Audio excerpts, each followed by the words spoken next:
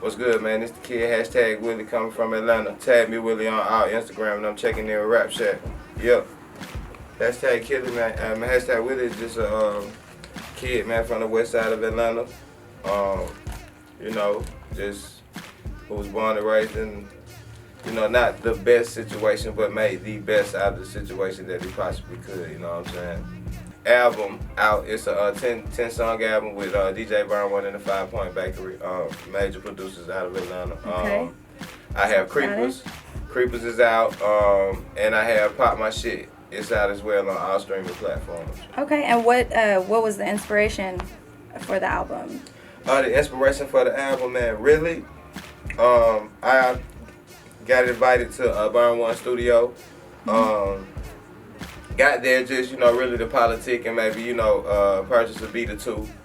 And end up playing some stuff for him. He played some stuff for me.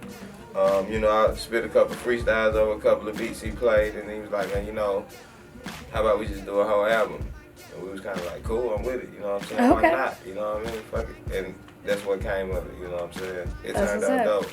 Just It's called natural, Lick. just Yeah, yeah, it just kind of happened, yeah. Yeah. Oh man, the underground music scene in Atlanta is a scene in itself. Like it has its own drums, you know. It beat on it to a totally different, you know, tempo than everything else that's going on because it's so big, and it's not just, even though it's based in Atlanta, it's people from literally all over the world coming to Atlanta because it's a hub for music right now to do their shit. So yeah, like the underground scene, like man, showcases and shit is talented because you get everything from reggae to R&B to, you know, the typical Atlanta music you hear, to the little East Coast to West Coast. You get a little bit of everything at one showcase, so it's real dope. Wow, you know there's a lot of shows like that are very absolutely diverse. So you know, Atlanta's one of them places where everything is fucking cracking Sunday to Sunday. Every night of the week, every club is open. So during the week, to get a lot of people to come, they do a lot of showcasing, the open mics and things like that. So it's a lot of them all the time. The banging in Atlanta is not as territorial per se as California banging. Like, you know, it's not block to block or nothing like that. Like, it may be an area where it's a lot of this set or a lot of that at, but for the most part, it's kind of scattered everywhere. But what's funny about Atlanta is how many different sets it is in Atlanta. Because you got to understand, we have a lot of the California sets, but we also have shit like GDs, P-Stones, Vice Lords. You know what I'm saying? Then we got Treetops, Brims. Then you got Rollins. You know what I'm saying? You got 20s. You got the Lumbos, 190 the Lumbos. It's just like, you know what I'm saying? Hoovers. It's Right. 5 Deuce Trey. It's everything out there. And you know, the good thing about it is it's not a lot of set tripping going on. You know, it's kind of like they do their thing. You know, we do our thing. It's a respect thing. But it's a lot bigger than you would expect it to be in a place like Atlanta. And I admit that, you know what I'm saying? So this is the thing about the banking in Atlanta, right? The shit that happened, these isolated incidents that happen, actually are not gang related. It just so happened that one or the other person are in a fucking gang.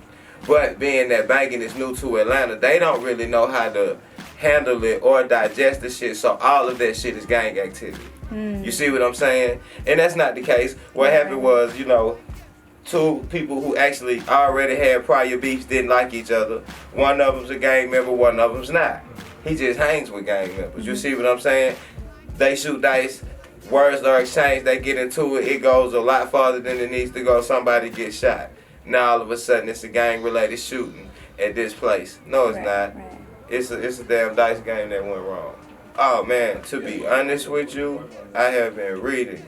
I've been reading a whole lot of reading, and just watching, you know, informative shit. You know, I got a lot of homies and shit that dive into like conspiracy theories and shit like that. So I'll fuck around and, you know, get high, fall into a whole 2 hours on fucking YouTube watching shit about flat Earth and fucking, you know, flat Earth theories and damn ancient aliens and shit like that.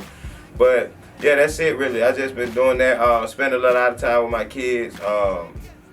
fucking learning how to grow some weed and shit. You know what I'm saying? Just all kind of shit. I've been growing weed, tomatoes, cucumbers, just all kind of shit, man. Just whatever I can do to keep my brain occupied. And you know, then towards the end, you know, with all the protests and riots and shit like that, like I definitely just been more or less learning more.